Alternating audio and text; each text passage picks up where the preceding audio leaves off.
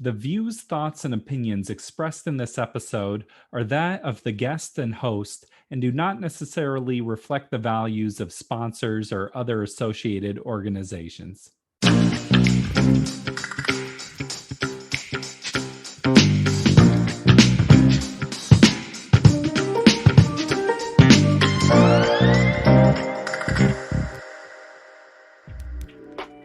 Welcome to the Parental Compass presented by Family Education and Support Services. I am your host, Bobby Williams. If you like what you're hearing, please subscribe. You can do it on whatever platform, Spotify, Apple, Amazon. Subscribe to us and you can get notified every week when we drop a new episode, or check out our back catalog. We got about 50 plus episodes up there, so binge out. Fatherhood is challenging. You have work, your passions, your children, and it can be even more difficult if your children have special needs or disabilities. Well, today we are going to learn from one man's experience, Mr. Randal Wyatt. If you're in the Portland area, you might know Randal from his hip hop group Speaker Minds. He is also the founder of an amazing organization called Taking Ownership PDX. This group works to counteract gentrification by renovating and revitalizing Black-owned homes and businesses. Before we get in the interview, I want to encourage you to please check out Randal's music by going to randalwyatt.bandcamp.com and go to Taking Ownership PDX to learn more about his organization. All right, let's get into it. Everything just kind of ties into having discipline about it, or scaling down and not thinking about the big picture, but just what can I do today? Yeah, one step at a time. And I've learned that along the journey, a lot of unexpected things are going to happen too. I didn't expect to start Taking Ownership PDX at all. I had no plans of doing something like this until maybe a year ago or a year and a half ago, but the journey took me there and I was open to it. I accepted it. I could have easily been like, nah, it's too much work, but I took it step by step and it turned out to be a huge opportunity for me. Another thing I do is multitask. I ain't gonna lie, like I'd be at work sometimes writing verses, or I don't know, and not everybody has that capability, but if you can find downtime or on your break or something, do a little something towards your goal, invest in yourself. Yeah.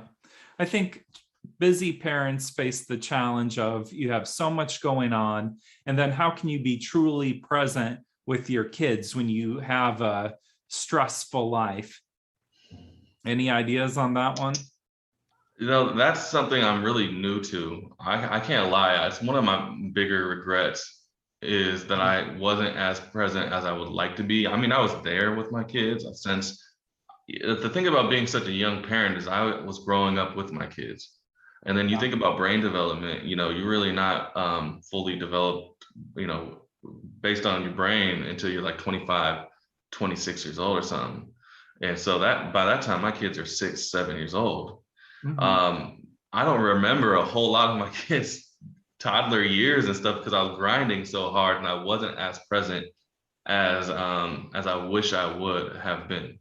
But I give myself slack because I was so young and I was growing up with my kids, and at least I was there. I was supporting them. I did things. I try to be there. But my big thing now, being present with my kids now is just turning off, when I'm with them, putting my cell phone away is a big one. Yeah. You know what I mean? Because that thing is a whole world in itself. Mm-hmm.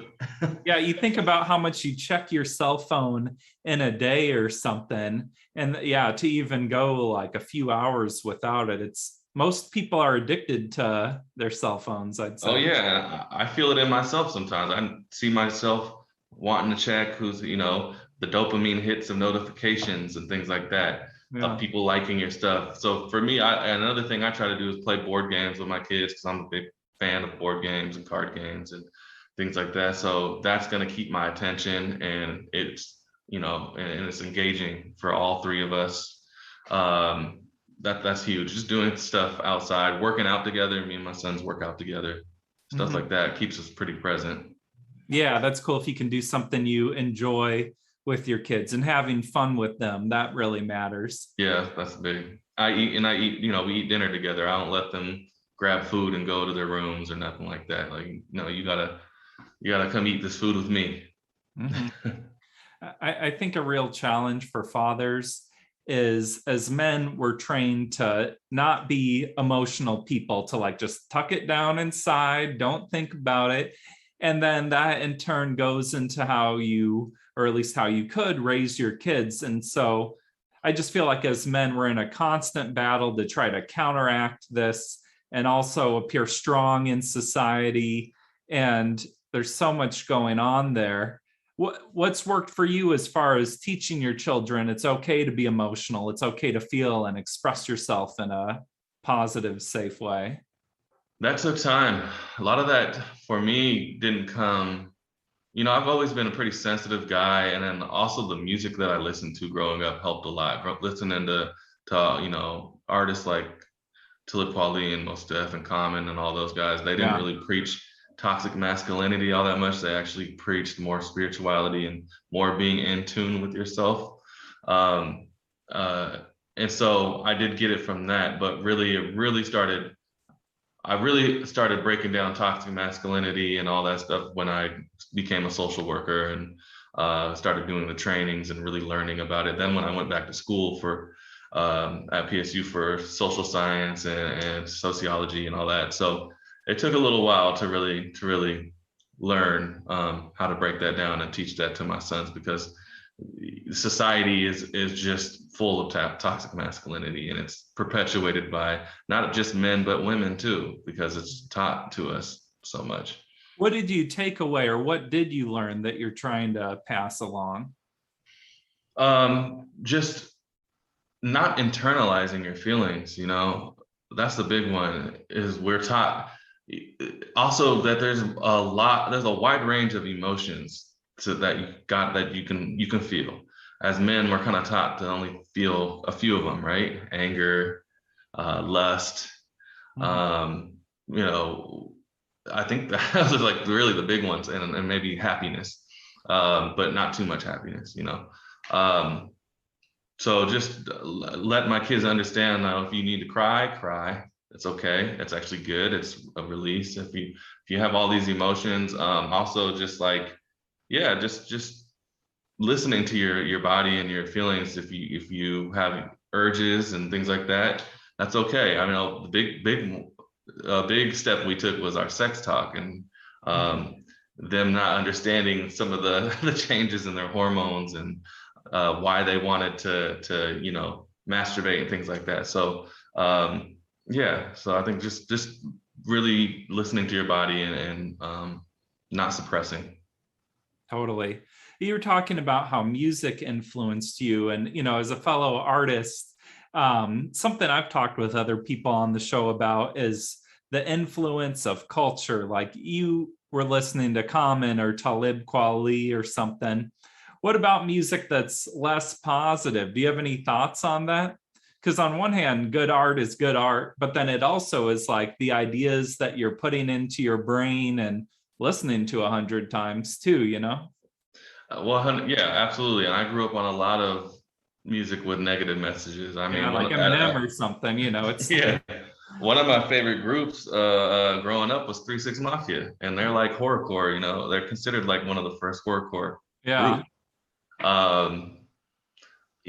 For a long time, I was like kind of boycotting it. I didn't listen to it. I didn't want it around, because I do feel like it is, when you consume bad things, you can consume bad things in more ways than just eating, right? Yeah. You're consuming it when you're hearing it, you're consuming when you're looking at it, all that. It's really tough to say at this point. You got to teach the kids that it's entertainment. I think one thing that we need to do is we have to have leaders in our community that are explaining that this is entertainment, and then also explaining the actual human side of what they're saying. So, a lot of times in hip hop, saying they're talking about all these things they did and negative stuff, but they're not really talking about the consequences, like the real life things that happen when you live this lifestyle. I think that's happening more by artists because artists are getting older. Now we have artists like we have Nas that's, almost 50 years old. And so he's coming with more mature rhymes. And I think that's bringing more of a balance too. We just need more of a balance. I don't mind the music being out there. My problem is when our mainstream is only pushing one style of music, one narrative.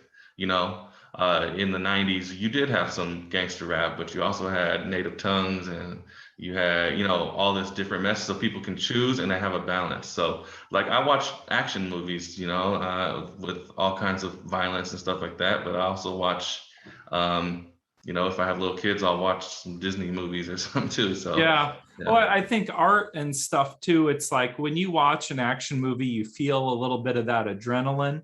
And then hip hop's so autobiographical that it's like when you're listening to Jay-Z, part of you sort of feels like you're Jay-Z in a way when you hear those songs. And it just puts you in that energy, which is cool, but also powerful, Yeah, and yeah, you're right.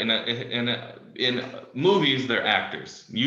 Tom Cruise playing a character, and you don't always know that in hip hop. And that's why one thing that my complaint with hip hop is just humanizing themselves more as artists. Yeah, like yes, it's autobiographical, but a lot of it is exaggerated, and that's true. It's very true. That's what I'm saying. Is like it'd be really dope if artists can talk about their life and what they've been through and what they've done, but also be real with their listeners, and just be like, just so you know, though, a lot of this stuff didn't turn out well. That's why I got out the hood. That's why I do. Yeah. So yeah. Well, and that's what makes good art is just being real too. I agree. I think vulnerability is so powerful and so important for if you truly care about how you're impacting society. But that's another thing is, a lot of these artists don't, it is not a lot, but there's some artists that just don't give a shit. They don't want to be role models. They talk about it all the time. You can't knock them for that. I think that's important for them, for people to, I like when they say that. I think that's actual vulnerability as well. When they're like, I'm not a role model. I'm just out here expressing myself. I'm getting anger out, Yeah, not everyone has to be this conscious person, Right. And I just wish we had a more platforms, bigger platforms to get more types of music out, more different narratives as well. Yeah, there's a lot of great art out there. When we were talking before, you said that one of your biggest challenges as a father is raising two Black boys in America. So I want to dive into that a little bit of what are you teaching your children as far as keeping safe or standing up for equality and things like that? I just, one thing being a sociologist and having a degree in sociology and social science, I have to teach them how society and Black studies is how society was built to be against them. And then they have unique names too. So their job, like, they got to understand, like, a job application, somebody might look at that, see their names, and that could be an issue. You got to work a little bit harder. Your credentials have to be a little bit better. Yeah. It's unfortunate that it's like that, but it's true. I've had to fly to the moon to get where I am today, where some people were born into it. You know what I'm saying? We've had hundreds of years of economic exclusion, oppression, society, segregation, things like that still impact us today. That's one thing I have to explain to my sons all the time. It's like slavery still impacts us today, and I break that down. Really, how to interact with the cops. My kids have already had a experience where they've been pulled over by the cops, and what happened in that experience, or what did that look like? Well, they were with their mom, and the cops pulled over their mom and had them roll down the back seat windows. They had a friend with them, a couple Black friends with them, and they asked them about if they stole a car or not, because there was a report of a stolen car. And my sons, they look older, like they look like they could be 18, 19, but when you hear them talk, then you're like, oh, they're kids still, So luckily the cops, heard them talk and everything, and then they were like, okay, it probably wasn't them. But that's the scary part about being Black boys in America and looking grown is that you may not always have an opportunity to talk. You may not have an opportunity to show your true age, and you're already considered a man at such a young age in America. By you're considered a threat as soon as you look like a man as a Black person.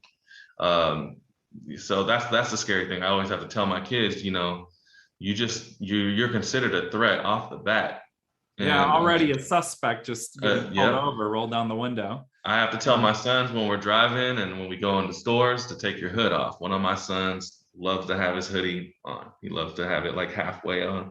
And I'm like, take that off because unfortunately that can bring attention. People might think that you're stealing stuff, and it's just better safe than sorry. Unfortunately, I know that I wish I'm doing my work to try to change society and get this narrative out there. So maybe things will change in a few generations. But right now, I just need my sons alive. I don't need any accidents and shit like that. Yeah. Mm-hmm. Well, and your boys have expressive language disorder. What does that look like? We're still learning a lot, but it's just tough for them to express themselves verbally and through writing. So intellectually, they're really intelligent. Socially, they're strong. But when it comes time to like type out what they're feeling or what they're trying to communicate in their head, it's really difficult for them to find those words. They have dyslexia as well, so it's tough for them to find the words, spell the words.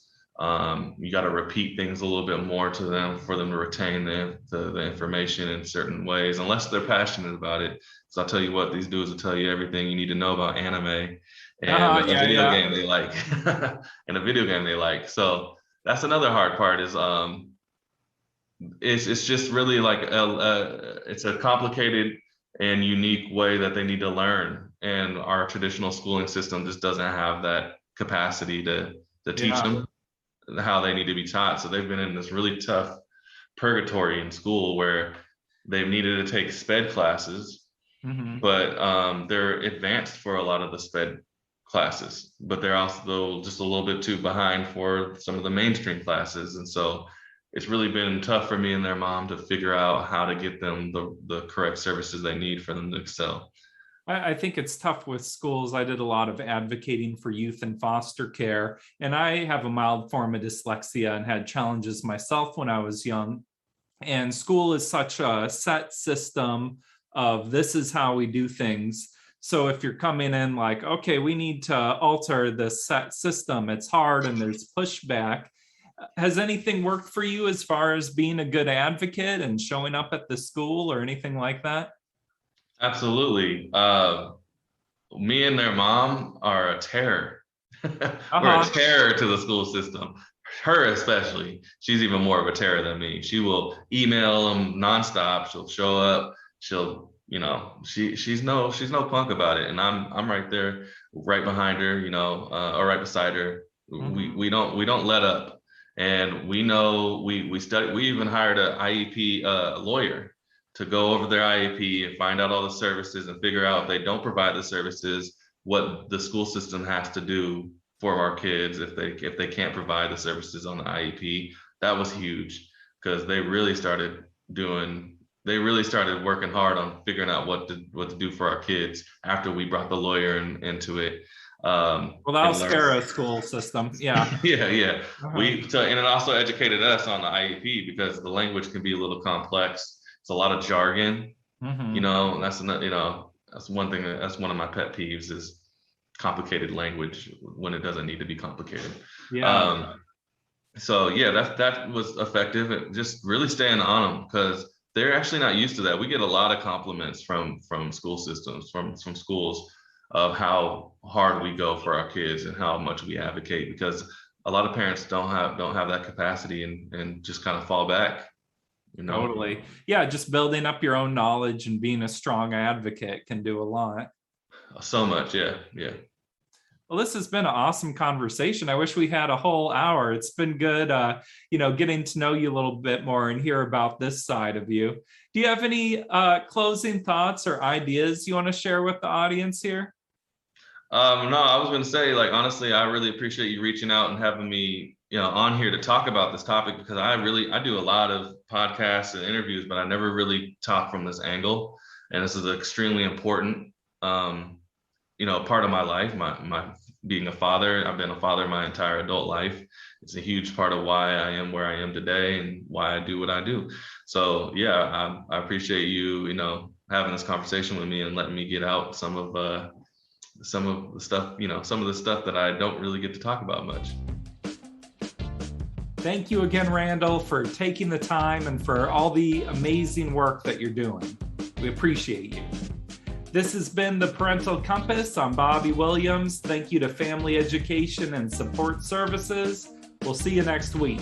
Peace.